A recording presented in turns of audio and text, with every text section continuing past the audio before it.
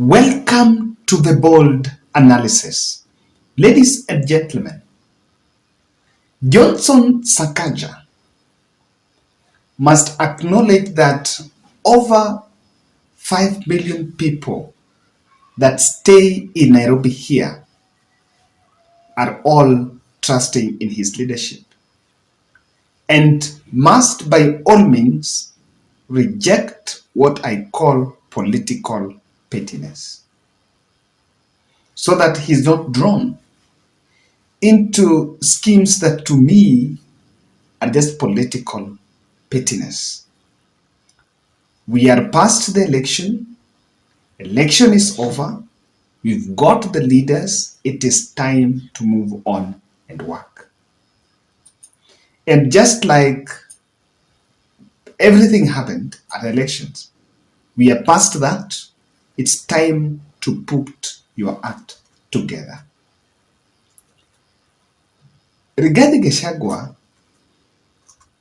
left Nairobi and went to Nyeri while launching a free Wi-Fi project under the Ministry of ICT. It was one of the promises of William Ruto, Wi-Fi ya bure, and is telling the people of Nyeri that he's going to coming back to sit with Sakaja here in Nairobi, aende pole pole.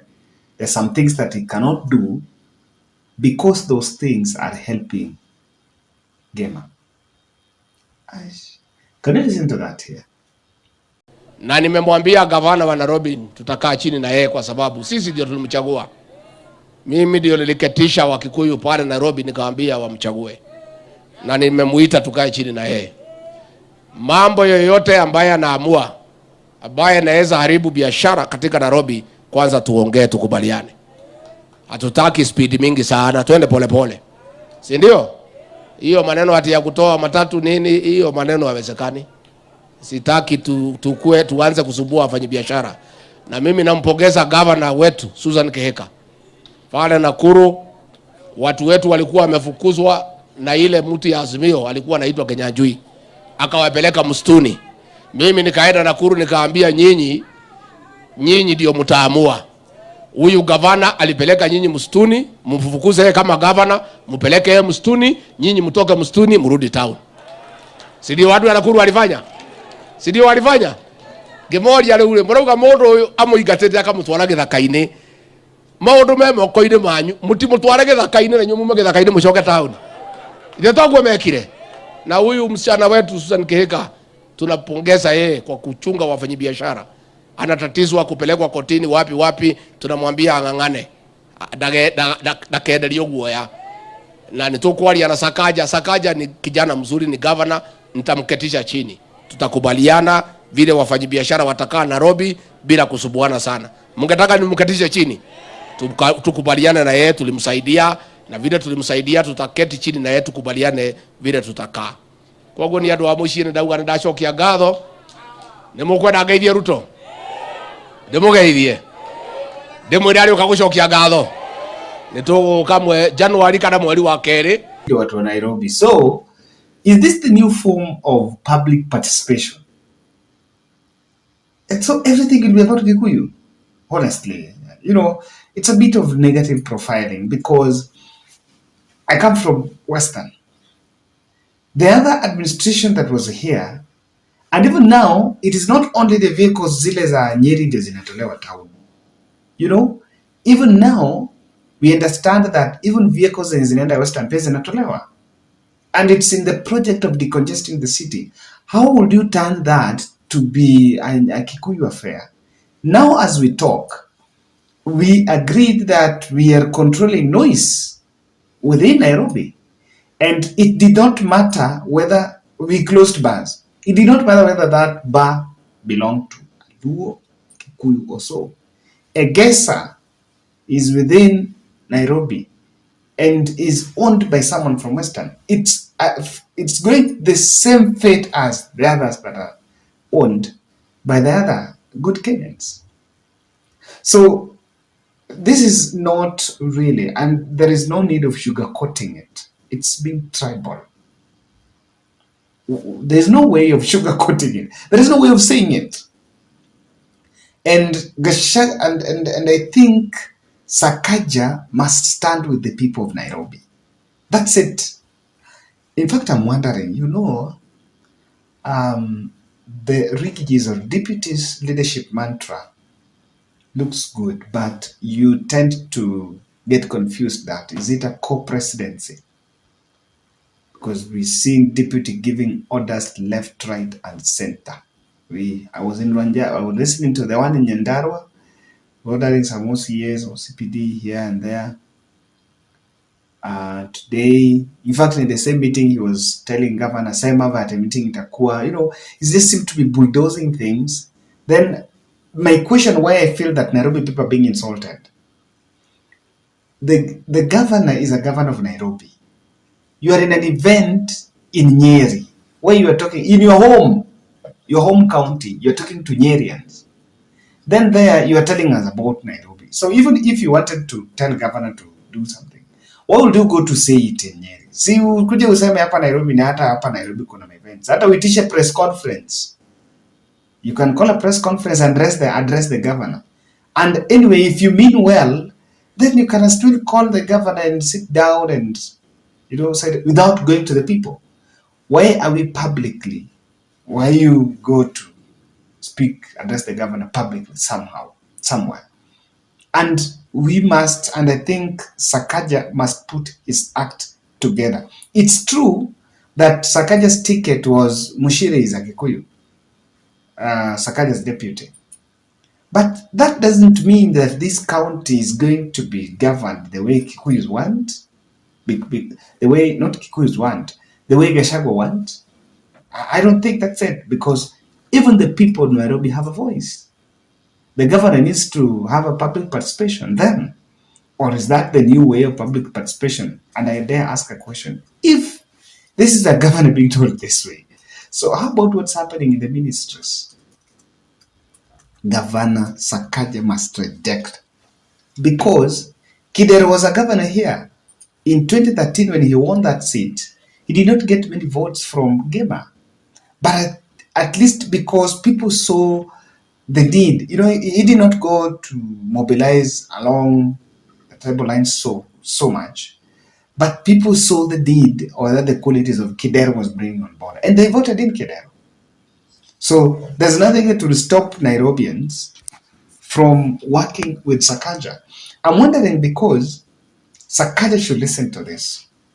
In 2027, when Nairobians will ask for your scorecard, it will not be about the fact that someone sat with tribe A to vote for you. In fact, the tribal mobilization in Nairobi is not just an exclusive Sakaja thing. I think Sakaja mobilized those tribes in different cocoons. And I dare say that the person who made Sakaja governor is Uhuru Kenyatta.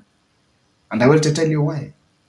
When Uhuru Kenyatta insisted that Tim Wanyonyi was not going to be the candidate, that's the time Sakaja started putting on, called his tailor to make sure that the gown for the swearing in suit is ready. If Uhuru Kenyatta would have allowed ODM to front Tim Wanyonyi, this will be a done deal. If you check Nairobi, ODM swept all the positions, Senate and women rep.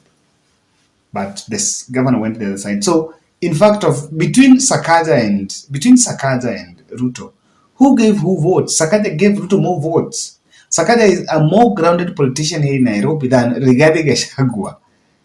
To say the truth, Rigathi Gachagua was a first-time member of parliament in Madeira. So, the fact that you can control some few gamers around Nyamakima doesn't make you a Nairobi kingpin. I think we should also be left to do our things ourselves. With the bad scorecard, Nairobi will not, even the tribal regrouping will not help Sakaja. Nairobi is harsh. Kidero was here one. The good man, Sonko was here, did not even last for 3 months. And he was really taken on the slaughter. One of them was the fact that he was not working; he was doing dramas. Nairobi should not is an urban town, is a cosmopolitan town. And when you take that angle, you seem to, as in, una discriminate the other tribes. It's sad we don't want to take that direction, but that seems what is it. You seem to discriminate and feel like, okay, it's about us. And I've always said that it's good Ricky G is fighting for his people, but then who is fighting for the rest of us? Who is fighting for the rest of 41? So if we're gonna do things because kwa sababu ina biashara, kwani is it only our Mount Kenya brothers are the ones doing business here? Everyone is doing business. We have a Nubian community in Kibera. They don't have a deputy president. They don't have so who's gonna ask their questions? And this kind of arrangement, I said, number one, that development is normally disruptive. And while during Uhuru Kenyatta time, we actually criticized Uhuru Kenyatta during relocations and evictions, we actually commodify those ones to become political mileage tokens. But the truth of the matter here is leadership is not about the leniency. It reaches a point where leniency must be dropped, so that what must be done must be done. If there is supposed to be relocation of buses and it's the good spirit and the stakeholders have agreed that that is a decision that is going to help decongest the city, then we must make the hard decisions. I hawked in Kisumu town. I was a hawker in Kisumu town in 2011. So people who go to Kisumu, there are 3 stages in Kisumu. Kuna Ahero Mowo, kuna the main stage, kuna the other one for Oilibia. Then there is Rabor, 4 stages. So because that stage was a bit crowded, now the buses, the Nissans, zenye zinaenda side za Busia, some of them have been taken out of that stage from the main stage, and now you can board them on the other side of Jalaram on your way to Kibuye. It's a good development, and that place, at least now, town is not congested. And ask someone who is in Kisumu, it's not, if you see Kisumu now and Kisumu in 2012, there is a difference. And when Anyang' Nyong'o was making these decisions, he was really fought. Anyang' Nyong'o had to make sure that you destroy all the roadside structures, kibandaskis that were around. By that time, he was seen as a man who was insensitive of the small businesses, of destroying people's businesses. But the town is growing and things are changing. So to some extent, I don't know, if today we want to decongest the city and we are being told it's about this and that, how about tomorrow if a project is supposed to be done and the same Mount Kenya people are supposed to be moved? So is it about kura? Hata kama kwani ndio the first time, I'm just asking, kwani this is the first time Gema is voting? Gema has been voting. They voted in 2002. They voted in 2007. In 2013, 2017. What, this is the first time that now they are being told kila kitu, sisi, kila kitu. Wana. Sijui kama nafanya analysis, ama nijaacha analysis jamani. Ama nimewacha analysis ya. Nairobi should be, I think Sakaja must be very keen. Otherwise, he's going to lose that neutrality. Sakaja is a figure who was cutting across. And a bit of that neutrality ilimsaidia to cut, to please himself, so that the urban youth wange walikuwa wamemwendorse. So the urban youth, there is those who, they tend to not to conform with the main debate, and of course they choose. In fact, Nairobi, let me tell you, Nairobi is the place, in terms of governor, I can tell you that you can be swayed. The voters will be swayed by development. What you have done for the people. It's not about how far you've pleased the voters. And so, if today Sakaja is supposed to do as Rigathi wants, and he doesn't do, things doesn't change in Nairobi, then the next general election, the same Rigathi fronts another candidate. What does he do? What does it do? Things change. He was in UDA. My good friend Bonnie said he joined UDA last minute. He says Sakaja aliwacheza poker. He was telling me Sakaja alicheza poker so that he could be in the ballot because he knew of the power sharing, coalition building issues. So how about if next time things change? So is in order, and we totally, as people of Nairobi, don't have a problem with that. It's good to fight for your people because we all understand it's politics. You need to be seen as jamba. Yule mtu anapigania watu wetu. I've also seen that even he's talking about Nakuru. It's quite in order, but then it has its own limit. It has a limit. To some extent, let's not cannibalize the country. Let's not make the country, reduce it to a small village, because we need to accept the fact that this country, and even Governor Sakaja, is not a governor of one tribe. He's not a governor of Gima. He's a governor of all those people, almost over 5 million people. Someone's telling me close to 8 million people that stay here in Nairobi.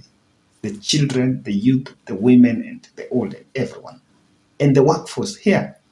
But going to Nyeri and started sending that, and I don't know, because for the time the Ruto was away, akiwa US akaenda Dubai, I'm telling you, people have really got orders. So we are, but what I like around Gachagua is the Magufuli style. That Magufuli style is good. It gets things done, reduce bureaucracy, so that things are done, but it should not be packaged to be seen as dictatorship.